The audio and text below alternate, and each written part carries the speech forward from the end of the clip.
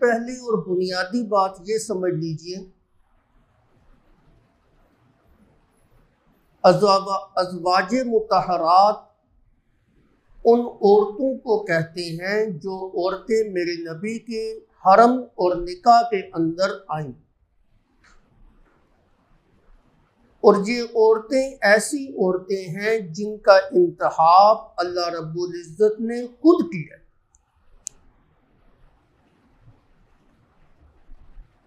جس طرح نبی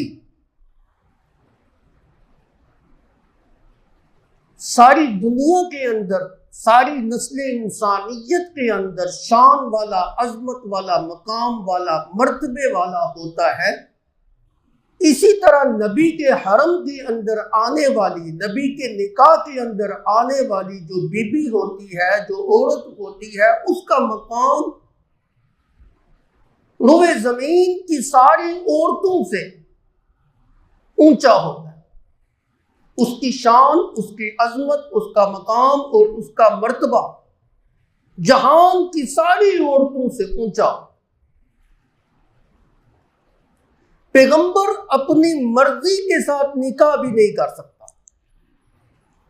پیغمبر کے نکاح کے اندر آنے والی عورتوں کا انتخاب اللہ رب العزت خود کرتے ہیں۔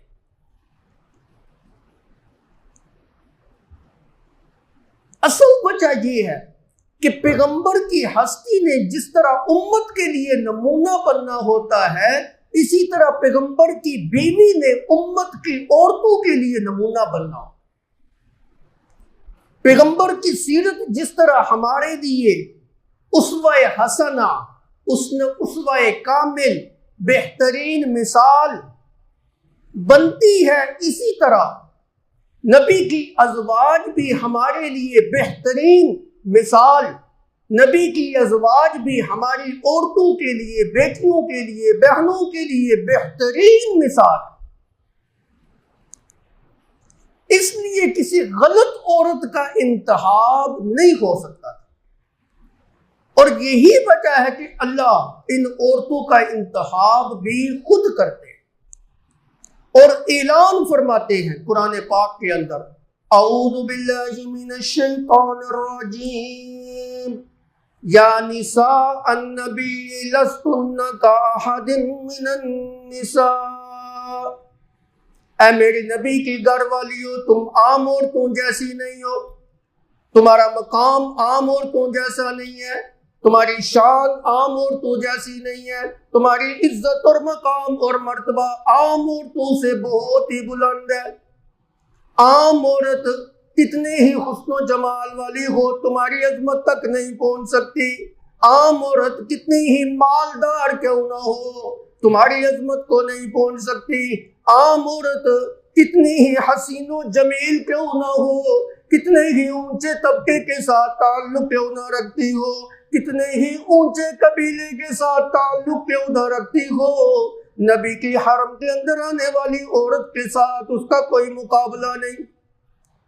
نبی کی بیوی جو ہوتی ہے اس کی تو شان ہی بڑی ہوتی ہے، لستن کاحد من النساء۔